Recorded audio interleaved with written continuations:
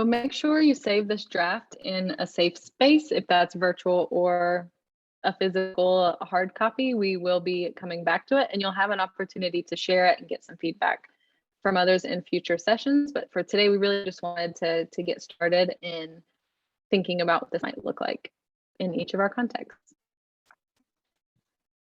So now we are going to shift gears from our vision and spend a few minutes talking about Teaching Lab's philosophy, helping you get to know us as an organization a little bit better. And to do that, though, to start out, we'd like to hear from you to know what has your role been previously or up until now in the professional learning process. We're also going to give a few seconds of think time before we ask everyone or anyone to share out. So if you reflect better off camera, no problems there. But we'll take about 30 seconds to a minute to think about your role in professional learning, and then we'll hear some reflections.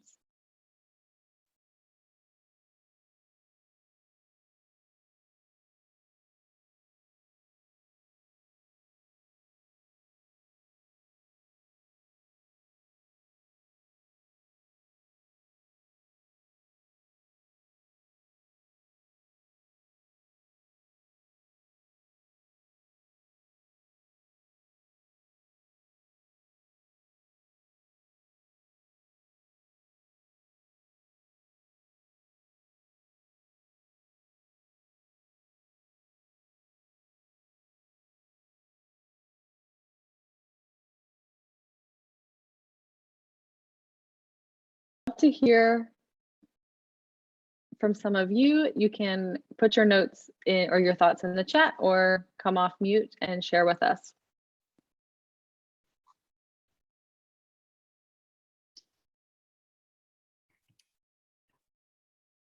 Who wants to share? I'll share. So my role for this cohort would be just to make sure, like, to be supportive of, teacher learning, and in order to ensure student learning, right? But in the past, I've been involved with the collaborative conversations in the classroom with the math. I've worked with David Kuhn. We did a lot of that type of work. And then as I was getting my admit credit, we also looked at, how to support 4th and 5th graders and in meeting mastery in a lot of the math area. There you go. So you've played a pretty active role, it sounds like. Yeah. Okay. What about everyone else? I think I've had a more passive role and more the recipient of professional learning. What has that looked like? Can you share a little bit more? Well, I think the admin team, or whatever the vision is for the school, is kind of presented in a lot of the professional learning, and then the teachers are exposed to that and kind of brought on board and enabled to share the vision. And so I think that's probably the best way to describe it. Thank you. What else? Yeah, teacher, my experience is more similar to Nate's. Probably I was part of Math Studio training, which was really helpful for me. And I think I really became a better math teacher after doing, I think it was 3 years of Math Studio, where I would work closely with a math expert and observe their lessons and then implement it myself. So yeah, I love teaching math, and I'm excited to be here and learn more strategies. So That's really great. Thank you for sharing that. I'm reading what Megan put in the chat. Read it out. But yeah, I said instructional coaching for a long time as a teacher. I felt like he was whole group, information receiving, and then instructional coaching started to be a thing in my district. And it took a while for me to reframe, be like, oh, like sitting and talking with one person about how I'm teaching is also me receiving PD. I shouldn't think about it like that. So that was a big shift for me and for the district that I teach in. Definitely. And actually, this experience of professional development and professional learning, the roots of Teaching Lab are really in some of the data around it.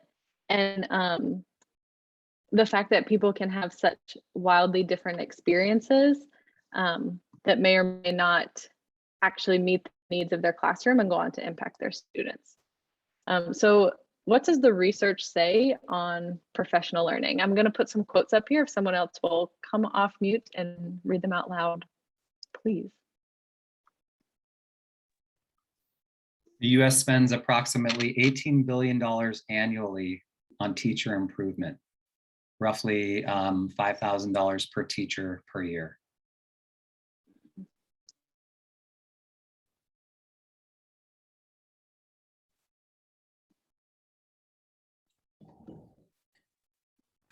Nearly 7 out of 10 teachers remain constant or declined over the last 2 or 3 years. What does that mean?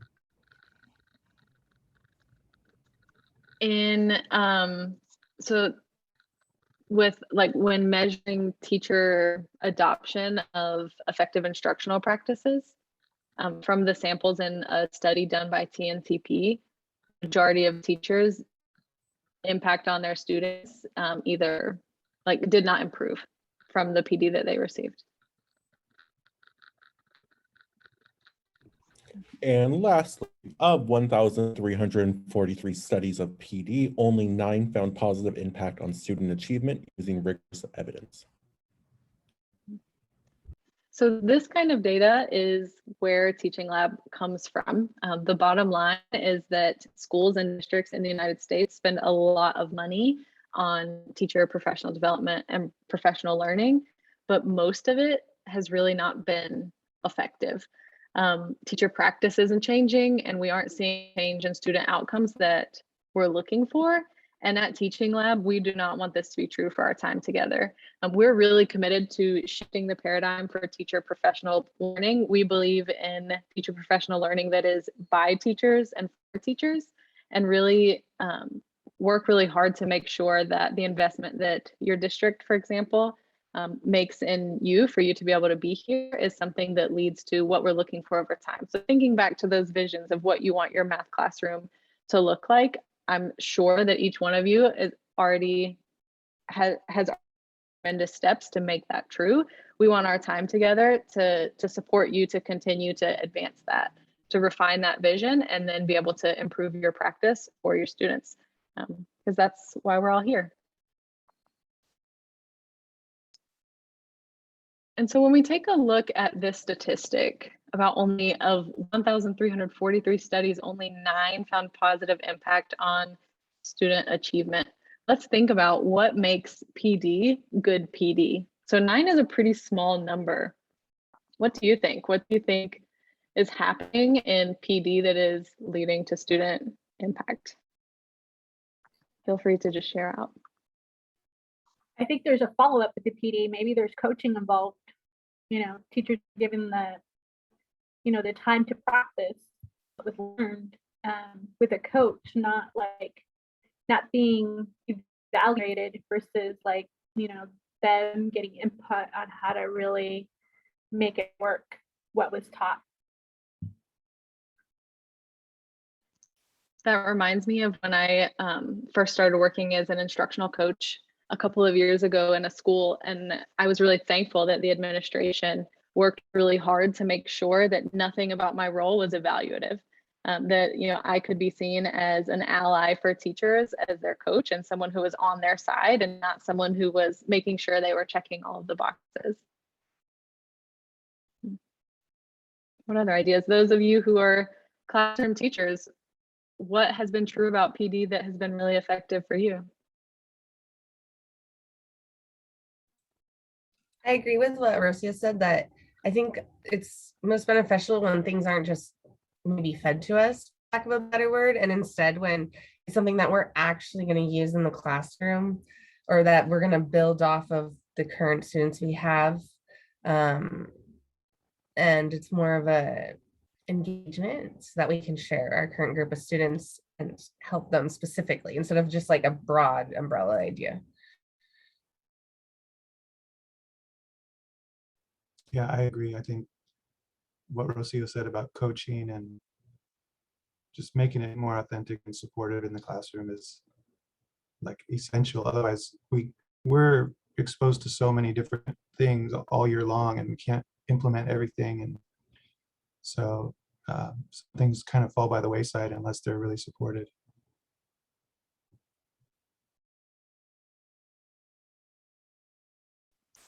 Definitely. Thank you for sharing that. I just saw Hannity jumped in. Hannity, I don't know if you want to say hi or if you are just listening in. Hi, everyone. Thank you so much, Callie. Hi, Megan. Hi, everyone. Thank you all so much for joining us. I'm Hannity El Said. I am a math partnership manager with Teaching Lab, and I was in a meeting and just hopped off. So glad to see you all here, and we're looking forward to our partnership and a great learning experience together. Thanks. Thanks.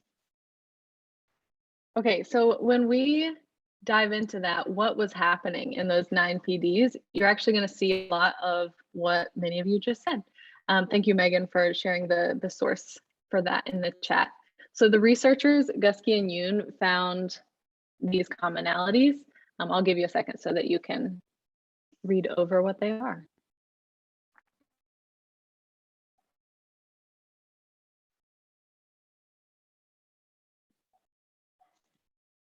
So I see connections here and thinking about that follow-up and the coaching piece.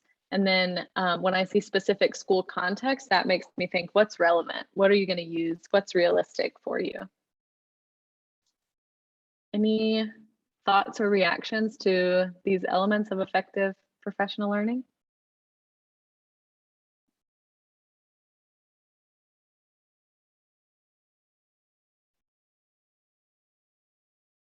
Yeah, that So first like one. I'm, go ahead. Sorry, Callie, to interrupt. What came to mind is it's more than just a one and done. You know, in the years past, we'd have a PD on this or a PD on that, and it wouldn't go anywhere. And then so those ongoing ones are really the ones that I feel that that we need. So it's like gives you an opportunity to reflect on it and then try some new things and then come back to it and have some conversation with each other about it. So those ongoing ones are definitely, I feel that particular one stood out to me. I think one of the things that's important, like when I was in the classroom, that I didn't jump around like, oh, now I'm going to try strengthening my ELA skills, you know, like if I was going to do math, I'm going to stick to math, and just in order for it to stick, because if you're being shown different PDs, then you're not going to implement anything because you're just overwhelmed by things. Yeah, when I was a classroom teacher, and I continue to be a huge nerd when it comes to like learning about research and resources. And so I would have an experience that I would get really excited about, and I would like hoard and gather all of these resources. But then if there was no support or time, you know, for me to think through like, what does this actually mean for my students? It just became a folder on my computer, and it didn't actually become anything meaningful. Even though it seemed like really cool stuff that I thought my kids would love, it wasn't something that I was able to turn into anything meaningful for them without that time and the follow-up. So like I said, this is really where Teaching Lab comes in. This is what our mission is. So our mission is to shift the paradigm of teacher professional learning and make it something that is really meaningful for kids. You know, I've never met a teacher who does not want what's best for their students. And I think we give so much of ourselves every day, and particularly over the last school year and a half, like more has been expected of teachers than what is humanly possible. And that's always been true, but it's true to new extents now. And so we really believe as our organization that, you know, teachers deserve the highest quality professional learning that can really mean something for their students. And we do all of this in service of educational equity. So our goal really as an organization is to make it so that learning can be applicable and relevant, and that students can benefit. So when we talk about working towards educational equity, we mean this, that every child receives what they need to develop their full academic and social potential. This also means that we pay particular attention to racial educational equity as well. And so this means raising the achievement of all students while eliminating the predictability that goes along with race and the disproportionality of which student groups occupy the highest and lowest achievement categories. So over our sessions together, we will be analyzing the IM curriculum and the teaching practices that we use to think about how are we supporting diverse learners and working towards educational equity in our classrooms and in our schools. We'll consider how to implement equity-based teaching practices that support students of all racial backgrounds and cultures. And we've got some sources for these definitions too, if you're interested in that, Megan can share. So we also work to build head, heart, and habits. That's something that you'll often hear about our model, all in service of educational equity. So we're going to look at what that means. And here you can see the icons of the light bulb inside the head, the heart, and then the habit cycle. So can I have someone read for us what Teaching Lab means when we refer to head? Head refers to the core academic content aligned to your specific curricula materials and research-based practices. What about heart? Heart refers to the mindsets and beliefs we have about strong and equitable instruction in this community of teacher leaders. And habits? Habits refers to continuously grounding decision-making in principles of strong and equitable instruction. And so as we work on building all three of these, we're doing so in service of educational equity. Are there any questions that you have about what we mean by this or what this might look like as we go forward?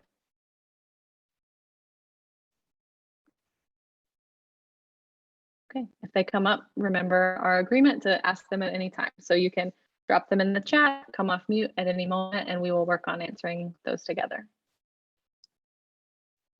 So now how do we contribute to this vision? Our core work is creating vibrant teams of teachers that we call labs, who work together to continuously improve their practice, collaboratively building head, heart, and habits.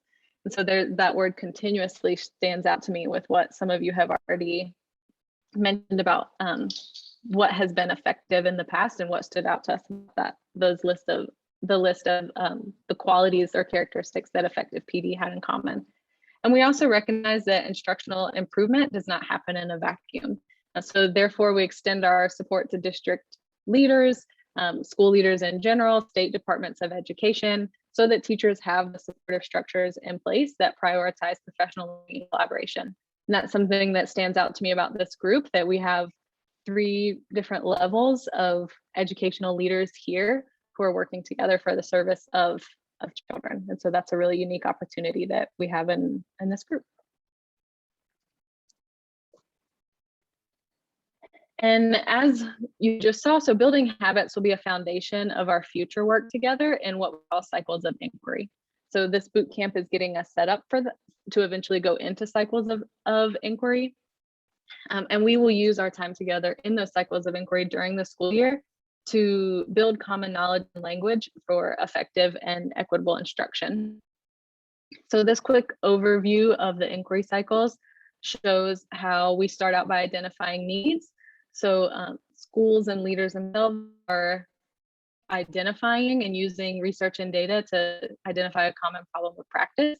And then we come together and study, and we deepen and refine our understanding of research-based practices that speak to that problem. And we embed those in the curriculum that you're using. And then together, teachers plan for upcoming instruction based on new understandings that come from this study. They have time to teach and try it out, and then bring the results back together so that we can analyze and discuss looking at actual student work. When I did this, my students responded in this way. Or when the teachers in my school did this, they responded in this way. And then we can continue the cycle. What trends are we noticing from that? Now, how can we gather resources and the knowledge and experience needed to be able to continuously improve student instruction. So we'll come back to this as we go on together throughout the year, but for now we'll move on to what we're doing today and starting today, which is our boot camp. So what is boot camp?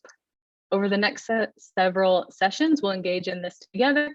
And this is really our foundational sequence that prepares us to engage in the future inquiry cycles. So we'll be working on building a shared understanding of foundational concepts for building mathematical proficiency for all students. We'll do that by examining equitable and effective teaching practices, as well as the instructional shifts. And we'll also take a look at the IM curriculum specifically and understand why it's considered a high quality instructional material. Additionally, we'll begin to think about some planning protocols, recognizing that intentional planning is necessary for improved practice and improved student outcomes. And then lastly, we'll start to build a community of learners. Any questions about boot camp so far?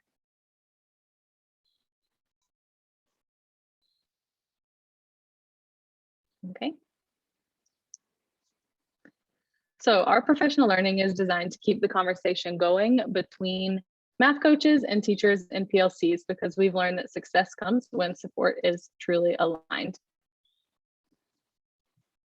Once again, it just reminds me of the potential of even this group in these first couple sessions together to really dig in before we then have the bigger group in the last couple sessions of boot camp.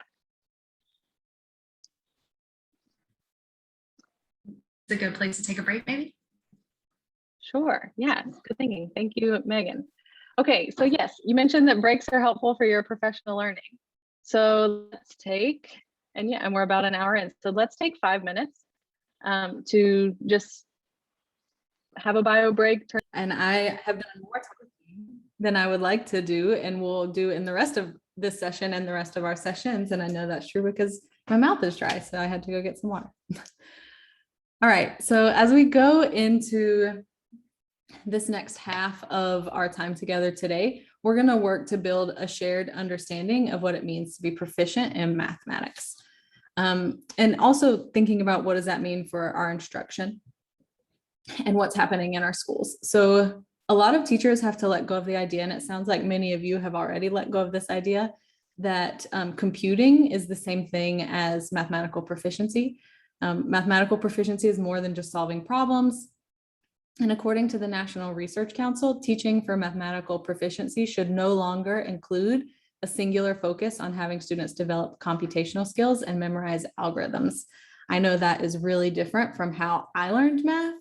And instead, mathematical proficiency should include these 5 strands that you see on the screen. Have any of you seen this before? I'm seeing no's. Okay, so I'm going to give you a quick overview of what's here, and we'll continue to revisit these throughout boot camp.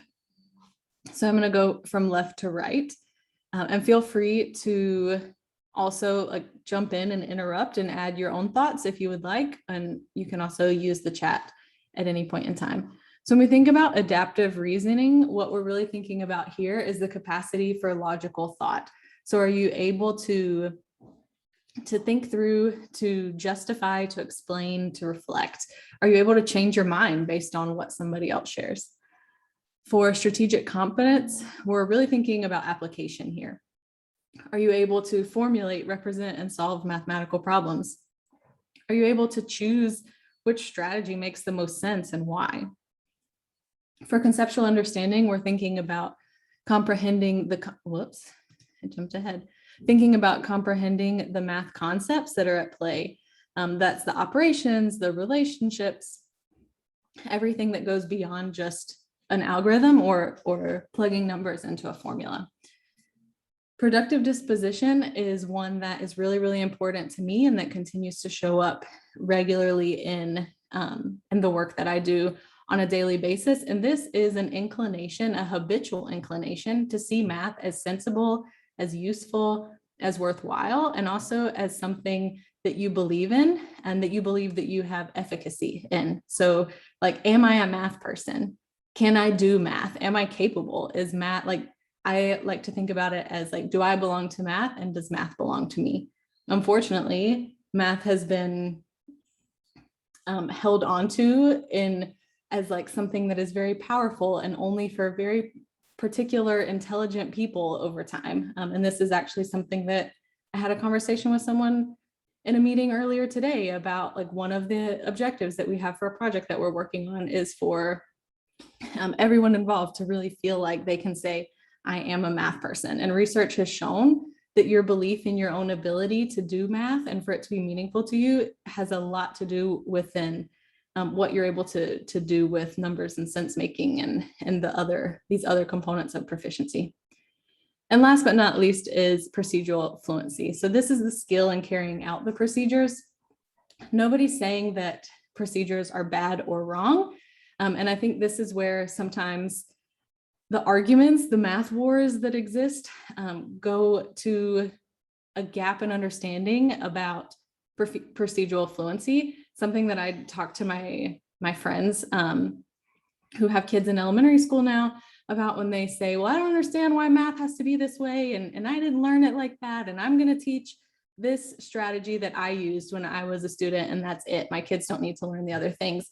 And something that I work to help them understand is it's not that those things are no longer being taught, but now they're being taught in a way that makes sense to kids, and kids can tell you, why does that work? Why does 2-digit multiplication work when you crisscross and carry something and all of that? You know, it's not just memorizing it, but so that procedural fluency piece is still important.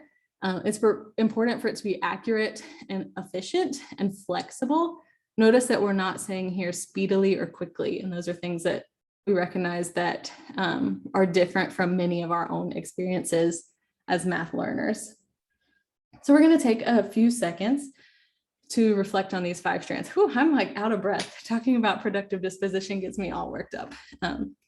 Anyways, so what we're going to do now, Megan's going to share the Jamboard link again in the chat, and you're going to find some slides here. Let's go. Where you can add some notes. So add some stickies to here and just capture your own reflections about these strands, thinking about what resonates with you, what surprised you, what questions does this bring up? So I'll give about 2 minutes of think and reflect time.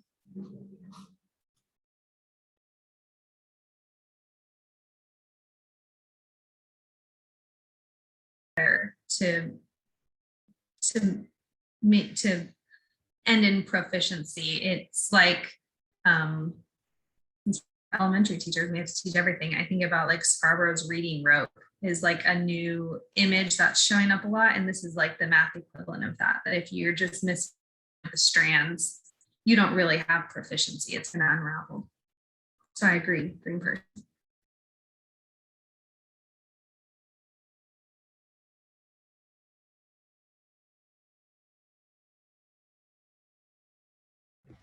I think for me, one of the things that resonated is my background is actually English. So I support both English and math depending on where schools need me. But a lot of times one of the first questions I would ask my students is what makes a strong reader? And the immediate response was they read fast or they read a lot. And so I'm seeing some of those same parallels here with like math fluency, and it's about getting there at your own speed and using the correct tools. So that's something I just thought was really interesting. I never thought of math fluency as being fast, but that totally makes sense of what students would think, like mathematicians finish the worksheet super fast, which is not true. Yeah, super fast and super accurate.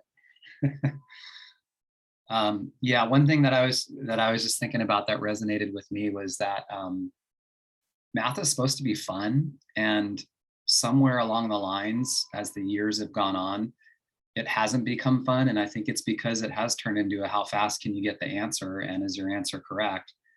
When it's really the journey that you take and the problem that you get that makes you think, and maybe I can't solve it with numbers. I have to use pictures and diagrams and talk to friends, and maybe sometimes you don't even get it. And so to me, like, there's a lot of different layers of proficiency that don't just simply involve answer getting.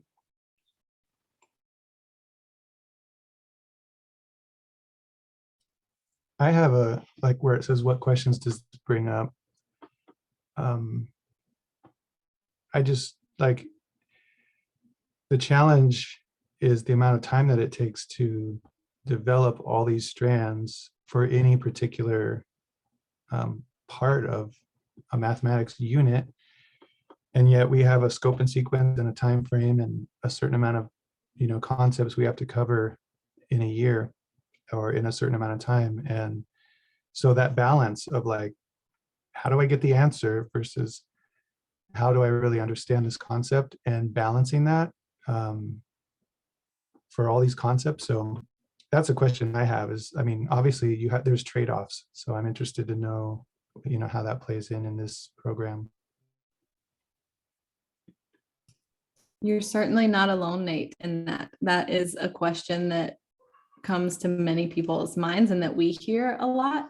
And it's one that we'll also continue to explore together as we go on through later sessions of boot camp and starting to think about, especially, with accelerating learning and this idea of recognizing a lot of unfinished learning is true for students because of the disruptions of COVID. And so, now what? How do we work to build this proficiency that really means something for students and for their lives, recognizing that the contexts that we're working to do so in are really complex.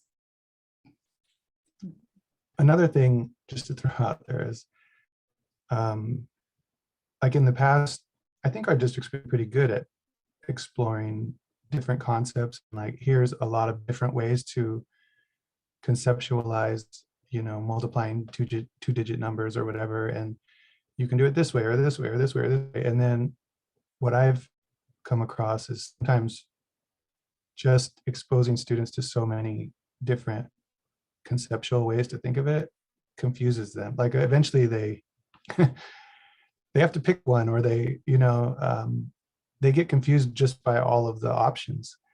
And then when it comes down to, all right, let's solve this problem, they have all that swimming in their mind. And so that's also a challenge too. It's like, how do you present multiple ways of conceptualizing a concept without bogging them down or confusing students as well? I saw some head nodding along with that. Does anybody want to add on to what Nate just shared?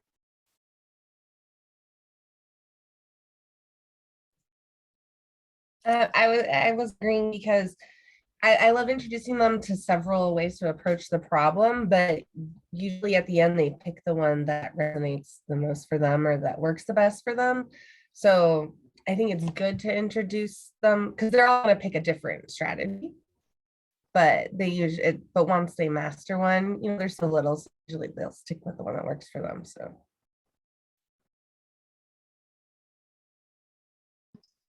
And that reminds me of really what strategic competence is at its root, is being able to like look at different options and choose the one that makes the most sense, and also being able to articulate why. Like, why do I use this strategy? Why do I like it? How can I either relate it to the one that you're using or compare it? And is there something about your strategy that I might like to think about for my own? There's a lot there that we could really dig into. And these thoughts and questions about time are very real.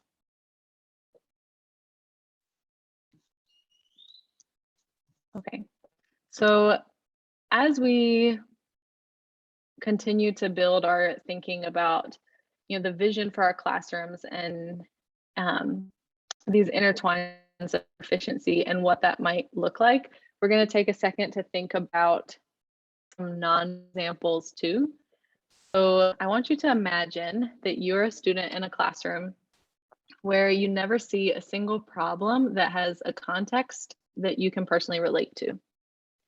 Imagine you're a student in a class where only 3 students ever share their thinking or their answers with the class, and you aren't one of them. Imagine your teacher provides worksheets filled with practice problems that require you to use a memorized procedure that you've forgotten. Imagine that in your math class, you sit at a desk clumped with all the low students. Some of us may not have to imagine any of this because maybe that was our experience as a student, or maybe we've seen it happen. Can you develop a productive disposition in that classroom? Can you develop conceptual understanding? Can you learn to adaptively reason and solve complex problems in that classroom? And so recognizing, that each of you is already thinking way beyond some of these more traditional approaches that might be well-meaning, but that cut out students' opportunities to build one of these strands or one or more of these strands of proficiency. And so listening to your visions for teaching and what an exemplar classroom looks like for you, I recognize that each of you is really working towards a different kind of mathematical proficiency for your students, and also recognize that there's ways that we can all learn, and that there's also things that we do that we might need to analyze and say, like, maybe I've done this because I thought that it was building this, but what I actually want to be true for my students is something different. So I saw too that Chris mentioned he was looking forward to the equitable and effective teaching practices. So we're going to dig into some equity-based teaching practices right now. So we can't build student mathematical proficiency without thinking about equitable instruction. Before we look at the curriculum, before we do math together, before we think about our content or the standards or what the grade level we're going to be working with or focusing on or supporting means, we want to start with equity. And this is intentional. I can have all the right resources I need as a teacher. I can have a high quality curriculum. I can have manipulatives. I can have a really strong understanding of the content.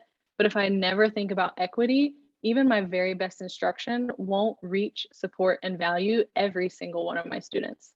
You have to start here. So these equity-based math teaching practices come from the book, The Impact of Identity on K-8 Mathematics by Julia Aguirre, Karen Mayfield Ingram, and Danny Bernard Martin. And Megan will share the name and the author's names in the chat in case you're interested in looking this up. It's been published by NCTM. I think you can find the first chapter free online if you ask about it, but to get the whole book, you have to make a purchase. So that might be something that your school is interested in. And we will be diving into these 5 practices across boot camp. And thinking about what do they look like in practice? How can we support students who have historically been marginalized or pushed out of particularly STEM success? And so these equity-based practices are intended to happen simultaneously in a math classroom, but we will be spotlighting them individually to understand and do a deep dive into what it means. But to get us started, we're going to use our best rough draft thinking about each one of these practices. So on the same Jamboard we used earlier, you will be able to find slides about each of these practices, and we're going to take some time together to jot down our rough thinking. What do we think this means? What do we think it might look like to implement it? And if you don't know, that's okay.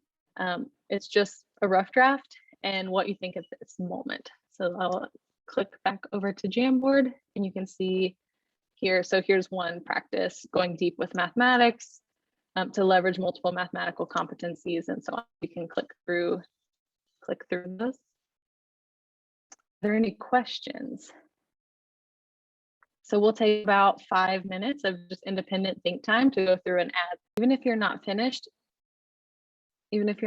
that's okay. But we're going to go into our even smaller groups for about 4 minutes to start talking through what we're seeing on some of these Jamboards and thinking about, just being able to discuss your initial thinking or anything that's coming up for you, questions that arise, anything like that. So also recognizing that 4 minutes will be really quick. It's not enough time to get through everything, but just jumping in to get the conversation started. So Megan, when you're ready, if you'll open those groups for about 4 minutes.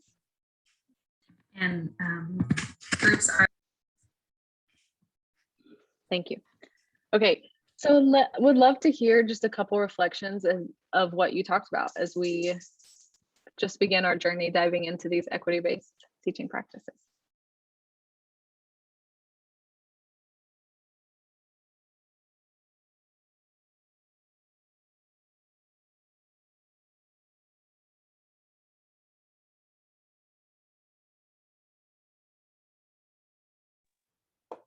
you have a specific one in mind? Any of them that stand out to you. I can actually come back to the Jamboard and click through so we can see each other's thoughts.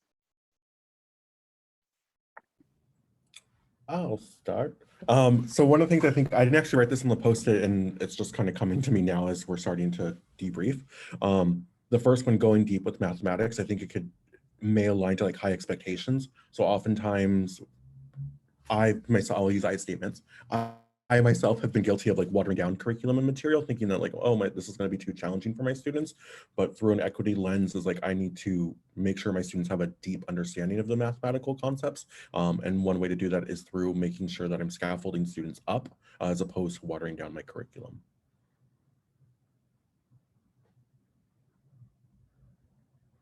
That's great. That really reminds me of just the importance of rigor when we'll dive in the upcoming days to the instructional shifts of rigor, focus, and coherence, and how those really intertwine and overlap with these equitable practices to build the mathematical proficiency that we were just talking about a few minutes ago. What else?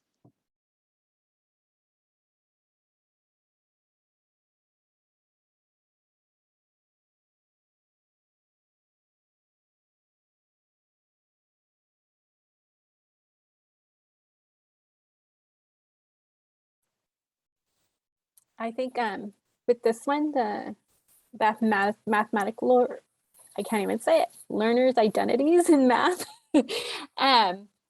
Just that the students see the math opportunities in real context that make sense to them, that they can relate to them. Definitely. And this, go ahead. No, go ahead.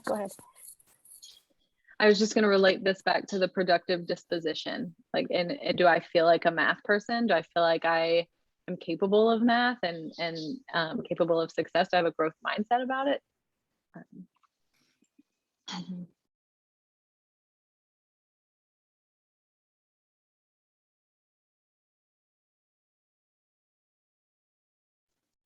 Looks like we didn't make it to the last one, but that's okay. We're going to have opportunities to continue these over our next sessions together.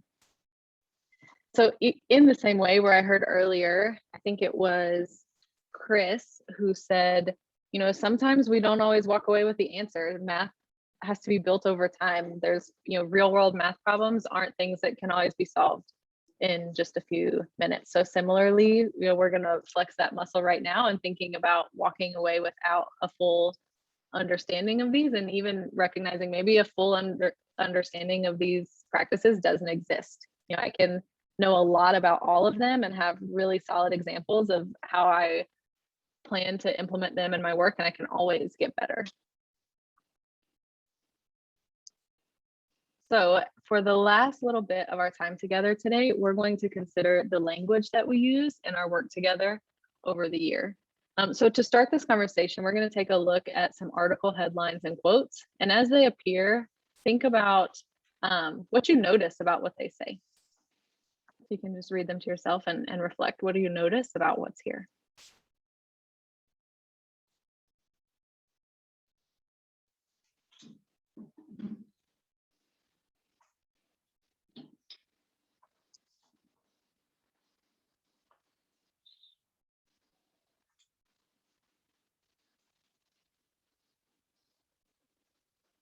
You can drop what you notice in the chat or come off mute and share. But what does this have you noticing?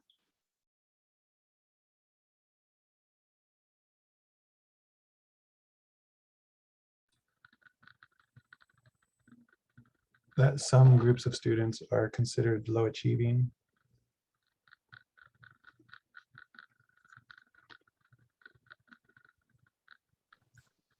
What else do we notice?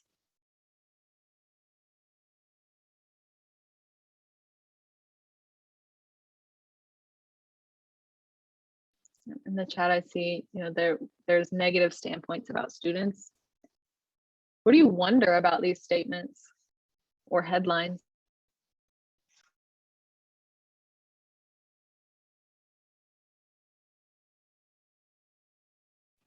I always wonder where they get the data from.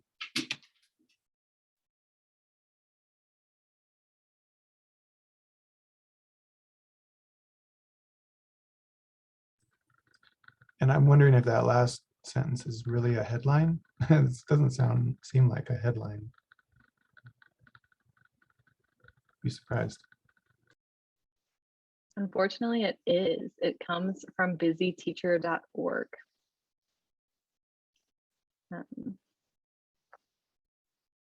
Which was surprising to me.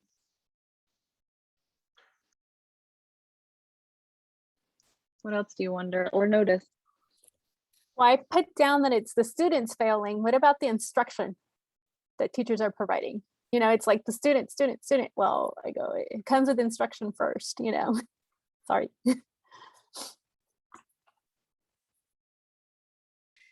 I was thinking something along similar lines, that it's not that the students are slow or that they're a slow learner. It's just they haven't had, whether it's instruction or familial support, home support, or both, the same amount as other students that they're being compared to. Mhm.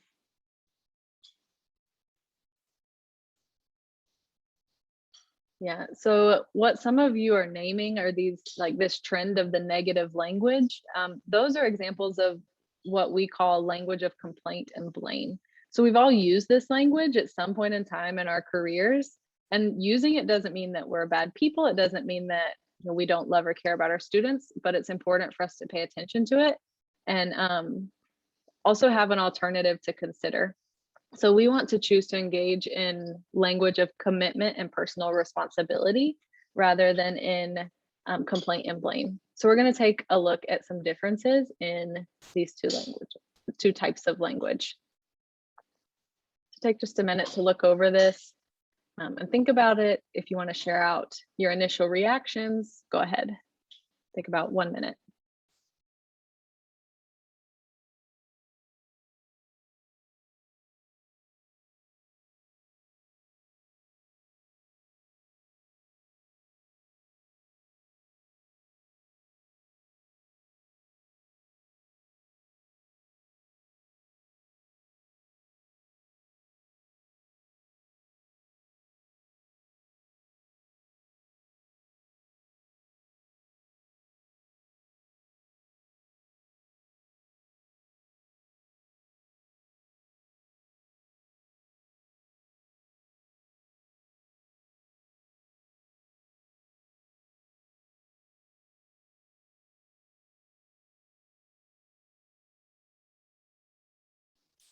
Anything really stand out about this chart so far?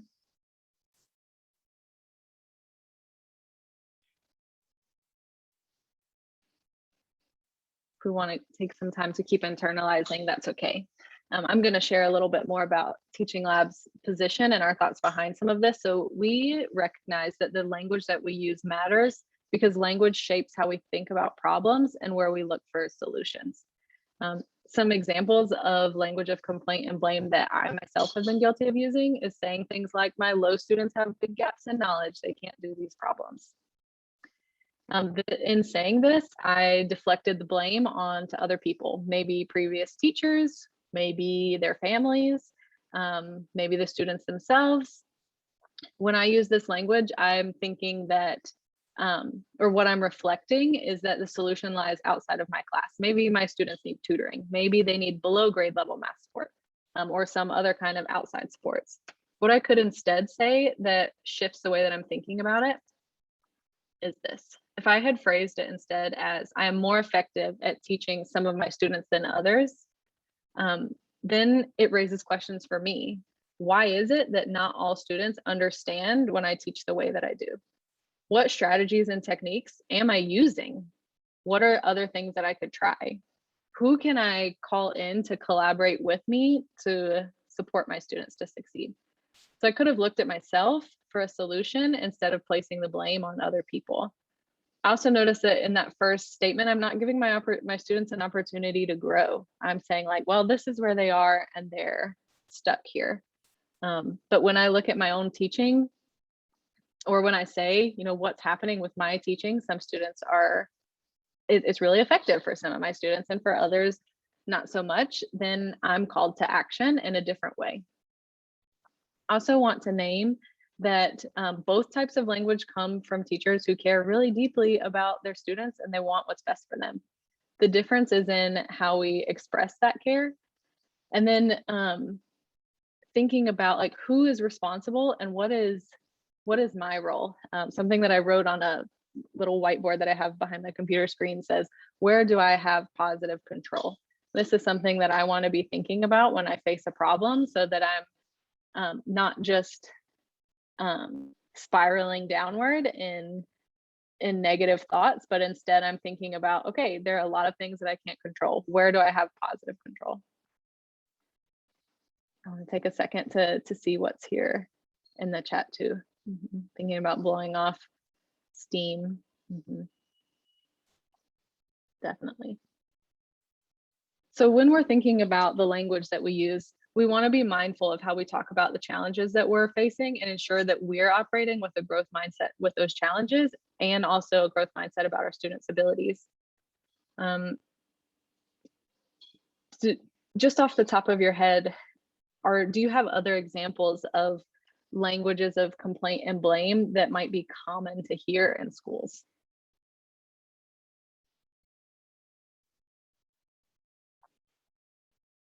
And on the flip side, what could be some ways that we could think about those instead?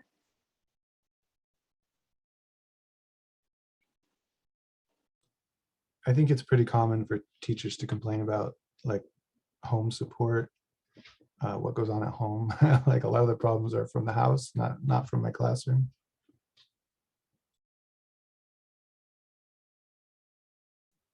Yeah, I said that when I saw the online part. So I'm glad you like called it out, because it was hard to be like, come sit back down. But just like reaching out and making sure that I like that it says like I'm more effective at teaching some of my students and others, because then it helps me think about how I can help them more. Does anyone have an idea for reframing what might come out as complaint and blame, and thinking about home support? How else could we think about that shifts more into commitment and personal responsibility? I think I need to find ways to more effectively communicate with home, or something along those lines, to make a relationship with with the parents or whatever.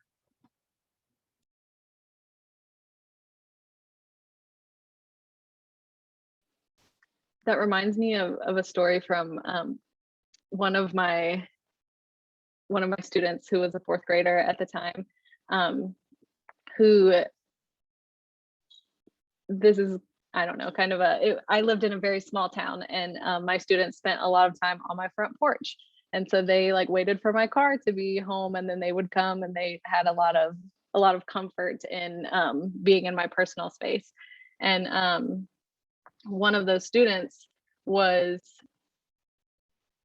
he and I were having some misunderstandings in like what was appropriate behavior in the classroom. And so in thinking about how to enlist his home support in a different way, I was able to go and go to his house, which is right around the corner from mine, and have a conversation with his mom, and like recognize that he felt comfortable in my space, and I could also feel comfortable in his, and build a relationship with his mom to be partners and thinking about the high expectations that she sets for her son. And so I went into that like asking her, what are the expectations? I like saying to her, I want to support what you're teaching your son about how he's supposed to engage in these spaces. Let's be on the same team about this. And it made a drastic difference. And so that's kind of thinking along when you said that, Nate, that reminded me of that example, which my community that I was in was really unique, where my students were essentially not in my home, but in my neighborhood, and we ran into each other a lot. And so I had the opportunity to leverage that and build some relationships there. And I'm wondering about like, what might that look like now for me, where my parents are further, but also closer in the virtual mode. Sometimes they're more present in classrooms than ever before, because they sit beside their students during instruction. And so how can we take advantage of this expansion of families being so involved in new ways? Other thoughts?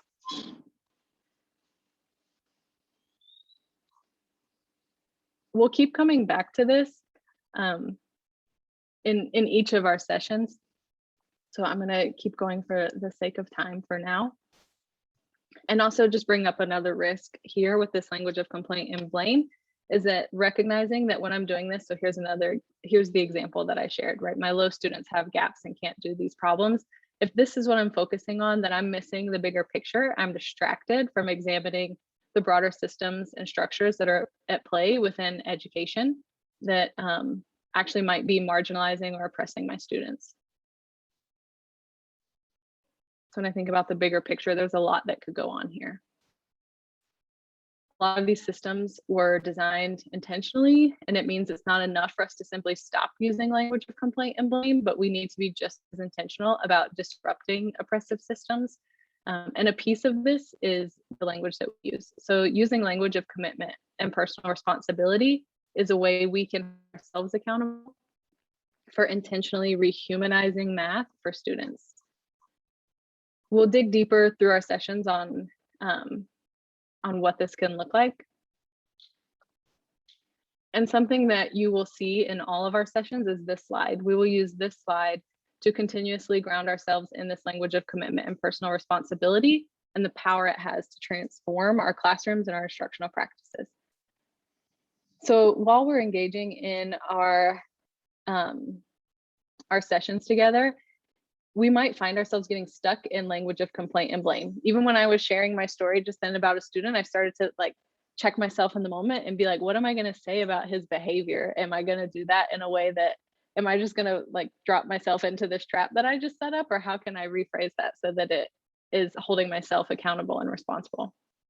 So, you know, I might do that during these sessions. And if you hear me use language of complaint and blame, call me out, please. And actually, there's a phrase I really like. It's called, or I have heard people refer to being called in to change and to accountability and to doing better. And so I want to invite you to call me in to doing better if you hear me use it. And I would like to ask you if myself and others from Teaching Lab do the same if we hear you slip into language of complaint and blame. Recognizing that, you know, none of that comes from a personal indictment or a judgment about, you know, what you believe or believe about your students or the way that you know, if you're good at your job. None of it has to do with that. It's just all of us making a commitment together to be intentional about our language and recognize that that can be really powerful for our students. So is it okay with all of you if we hold each other accountable in this way? Yeah, although I'm confused on, I mean, there's also descriptive language, and if you describe misbehavior or something like that, does that count? Are you counting that as blaming or just expressing what actually happened, or where do you draw the line? I think that's a good question. I'm open to hear what others might say. I don't know if there is necessarily a clear line. I think it might. Go ahead.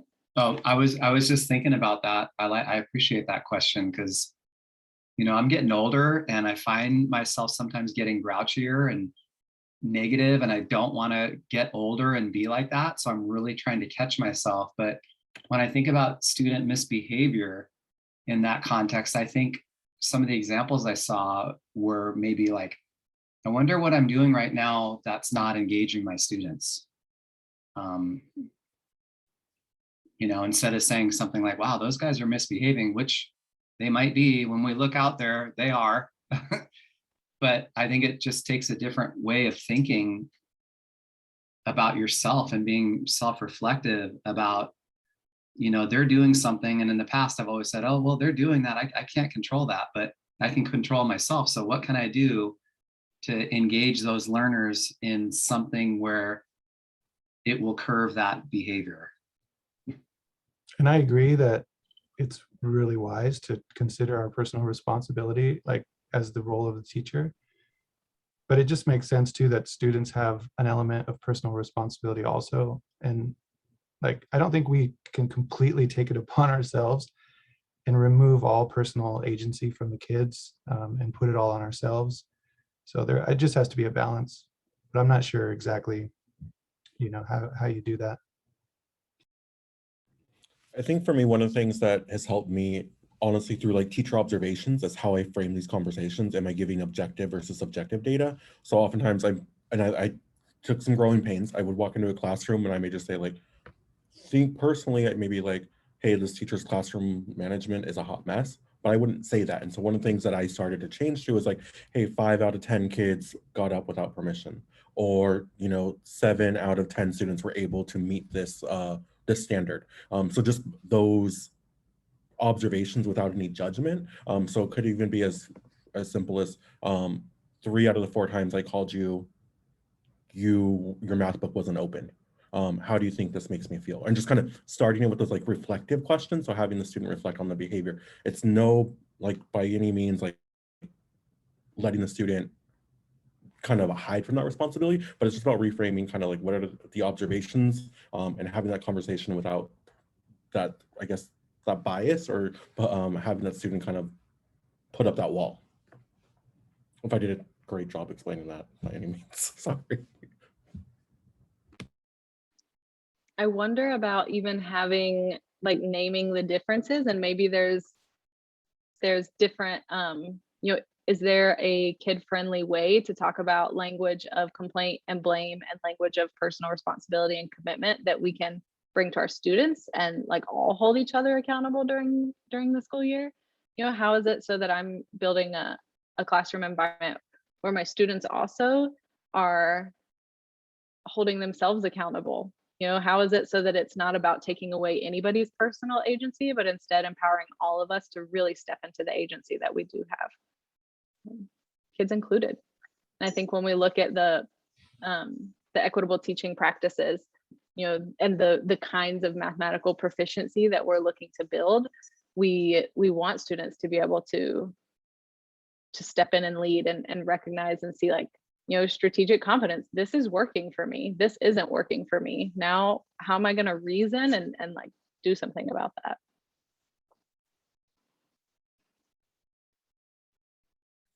All good questions, and we'll keep coming back to this. Yep, go ahead, Lindsay. Oh, I was just gonna say, I appreciate just that conversation where it's important that, we encourage our as colleagues to use the positive language, but also just knowing that our agency does have an extent, so not to be so hard on ourselves, but trying to tap into the intrinsic motivation of the students as much as we can. So of course there are outside factors, so I don't mind being calling out. I just appreciated that conversation right there, though, that there are outside factors, but all we can control is ourselves. So it's okay if we focus on that.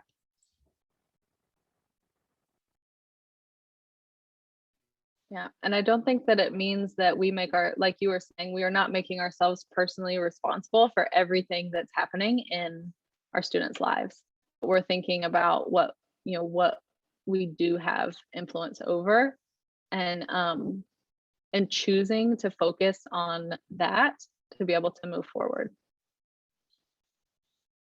So recognizing our time, want to make sure that you all get to have your time to do your pre-work for the sessions that we have tomorrow. We have a quick debrief question, and I'm not going to elicit your responses at this moment, but I want you to be thinking about what's one thing you commit to in order to get the most out of this professional learning experience. We'll drop that in the chat so you can keep thinking about it. Megan, please. I don't think that was in the notes, but if you'll copy and paste. Thank you. Perfect.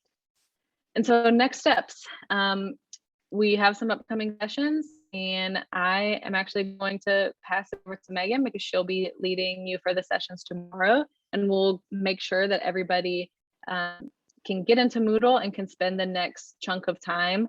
If you haven't done the survey, but I think everyone did now, diving into your pre-work and then the introductions in the Moodle course. So Megan. what do we need? Yes, so tomorrow I'll be leading you through session 2 and then the first part of session 3. So Callie, if you want to pull up Moodle, believe everybody should have access to it. I think that was fixed. Yeah, If so we you did get a message. Still don't, let us know. But hopefully we're able to log in. So we got a message saying that those of you who did not have access should now. So we can take some time if we need to at the end of the call to help anyone access. So when you go in, you should find that you have a course here, San Diego Bootcamp. So if you go to the San Diego, if you go down to this session 1 we just did, and then here's session 2. So the pre-work for session 2 is to read that short overview, that tiny paragraph at the top, and then read classroom scenarios. That link will open a Google Doc with 2 classroom, well, it'll open this page, which then that link opens Google Doc that has 2 classroom scenarios. The first one, classroom A, Mr. Reitinger. And then if you scroll down, there's a second classroom, Ms. Almquist. So you'll read through the 2 scenarios, and then in Moodle, there are some questions to consider down there. How are these 2 classrooms similar? How are they different? And then do you see any of the equity-based mathematics teaching practices, which we just covered in this session, and they are listed below. And if you hit that little reply button that Kelly's clicking on, you can write your reply, write your response to that, and then post to the forum. And I'll be looking through those before our session tomorrow. So that is the pre-work for session 2. And then since session 3 immediately follows session 2, I want to do the pre-work for that as well. And that pre-work is to complete an IM scavenger hunt. If you click on that hyperlink, those things at the top are, when you look through the IM curriculum, can you find the unit narratives? Can you find which those, each of those things? You can note if there are any of those things that you can't do or are having trouble with, can let us know and we can support you in figuring out where to find those things. And then there's a reflection question. How will IM enable you to implement, based on your scavenger hunt, what you know about it, how will it enable you to implement those 5 teaching practices? And they're there again. And just as with session 2, if you press reply, there's a little space to post to the forum. So that's the pre-work for tomorrow, for our sessions tomorrow. And I'm sorry, where's the course guide that we're supposed to look for these things in? Oh, I see what you're saying. The IM curriculum. So do you have access to, that should be question number 1. Do you have access to the IM curriculum? I don't know.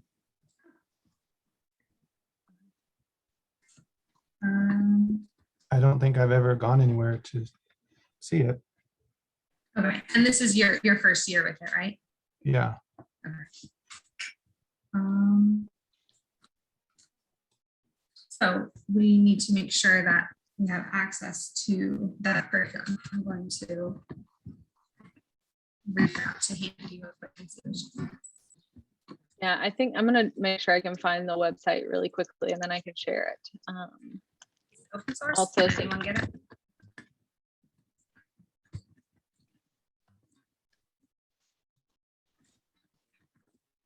So I know that the open access is on the Kindle Hunt website. Let's see.